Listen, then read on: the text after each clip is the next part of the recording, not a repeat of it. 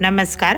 बाजारातली लाल मिरची पावडर वापरता, पण जर घरच्या घरी बनवलेली मिरची पावडर रंग, चव आणि तिखटपणा 100% सुपेरियर असतो, तर आज आपण अगदी सोप्या पद्धतीने बनवणार आहोत लाल मिरची पावडर.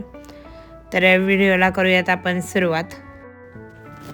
ही रेसिपी माझ्या आईच्या पद्धतीने आहे. आमच्या घरी वर्षभरासाठी मिरची पावडर अशीच बनवली जाते.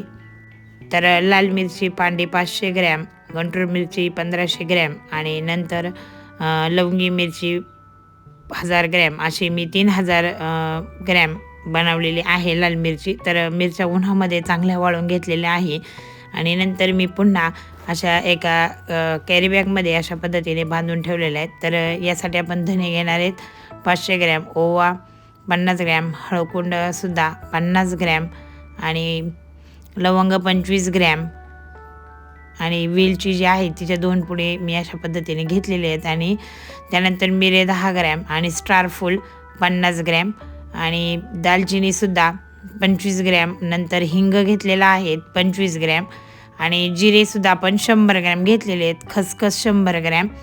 अशा पद्धतीने इतक्या अशा लाल मिरच्या आणि हे सर्व मसाला आपण कांडप मशीनवरून दळून आणणार आहेत आणि दळल्यानंतर त्याच्या मसाल्याची जी भाजी आपण तयार करून सुद्धा बघितली, खूप छान अशी लागते. तर या पद्धतीने मिरची पावडर मी अशी बनवून आणलेली आहेत आणि ही वर्षभर टिकावी म्हणून आपण यामध्ये एक हिंगाचा खडा टाकायचा आहे. हवं असेल तर तुम्ही यामध्ये अजून तेलसुद्धा वापरू शकता आणि नाही वापरलं तरीसुद्धा हा मसाला भरपूर काळ टिकला जातो. बघा तुम्ही या पद्धतीने किती कलर सुरेख आलेला आहे आणि भाजीला तरीसुद्धा खूप छान अशी येते. नक्की माझ्या पद्धतीने तुम्ही लाल मसाला बनवून बघा आणि हा मसाला वापरून तुम्ही भाजी, आमटी, मसाले, भातसुद्धा मस्त सगळं काही बनवू शकता.